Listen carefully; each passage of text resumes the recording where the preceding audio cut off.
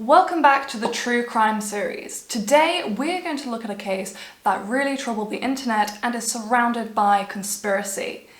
Of course, I am talking about the mysterious death of Elisa Lam. So let's take a look at her background. Elisa Lam was born on April the 30th, 1991. Her family had immigrated to Canada and set up their own restaurant. However, Elisa was a very bright young student and she was even at the University of British Columbia. However, she was diagnosed with bipolar disorder and depression, and she was on 4 different types of medication. Elisa was a young girl that was inspired to see more of the world, so she wanted to go travelling, and her parents would allow her to do so under one condition, that she would ring them every single day. And that is how Elisa found herself at the Cecil Hotel in Los Angeles. She also had a Tumblr account where she would share her thoughts and feelings to a small amount of followers. On February the 1st, 2013, Elisa was meant to check out of her hotel room at the Cecil Hotel and move on with her travels. However, she never checked out. This was very strange as she didn't take any of her belongings and she never rang her family that night. So her family obviously got in contact with the police and the police reported this case as a missing person. The police ended up going to the hotel and interviewing all the old staff members. They ended up looking in her old hotel room and even her things. However, they couldn't find a trace of where she had gone. This was until they found the CCTV footage, and there was a very interesting piece of footage of Elisa in an elevator, which was her acting very strange.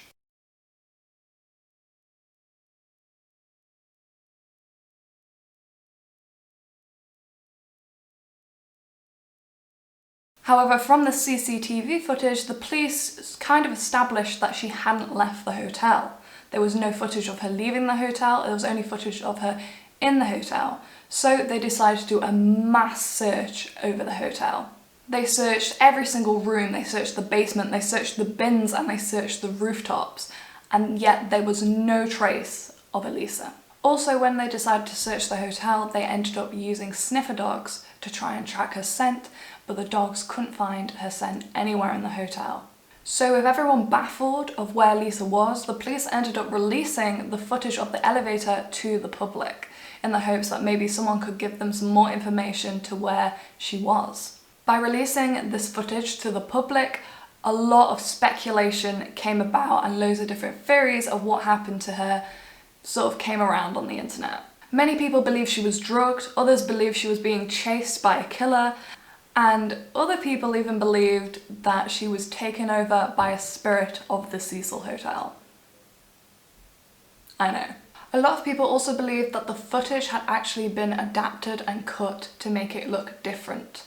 They believed that footage had been sped up and even parts of the footage had been cut so we didn't see certain things within the footage. Obviously, during this time, the police got a lot of false reports. Loads of people were ringing up saying that they had seen Elisa when they really hadn't, so a lot of misinformation was given to the police at this point in time, which is really hard when you're running a police case, and we've seen this with the Yorkshire Ripper, for example.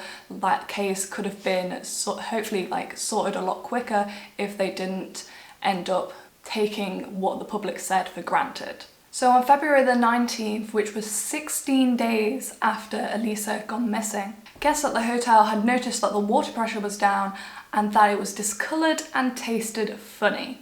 And I don't understand why these people were drinking this water, but you know. So a hotel maintenance worker was sent up to the roof, to the water tanks, to check what was happening with the water and why the pressure was so down. And doing that, he discovered Elisa Lam's body floating in the water tank.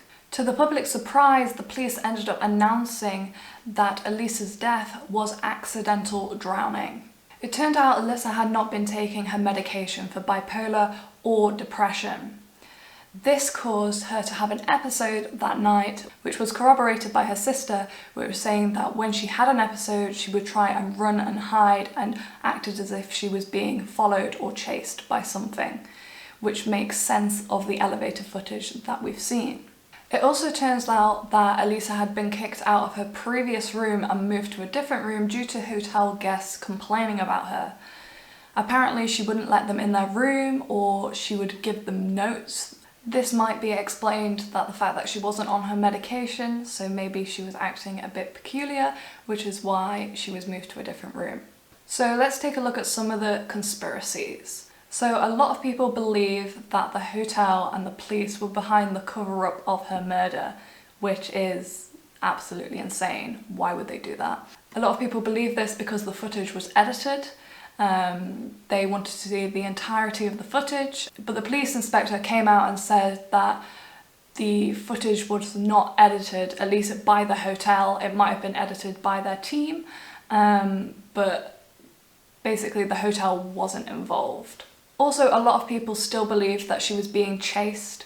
This goes back to the footage being edited. Maybe they edited out the person that was chasing her, but again, this seems quite unlikely.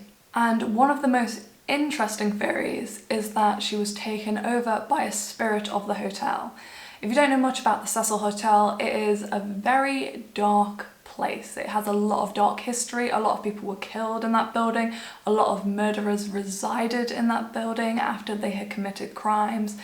It was known as a very, very bad place. However, tourists would have no idea about this when they went to the hotel. It was a hotel in the centre of downtown, and a lot of people wanted to be based in downtown, so they would have no clue about the hotel's history. However, the truth is, it was just a tragic case of what happened to Elisa Lam. She was a bright girl with a bright future. If you enjoyed this video, please give it a like, subscribe, why not, it's free. You can always unsubscribe later, and hopefully I will see you all in the next one. Bye!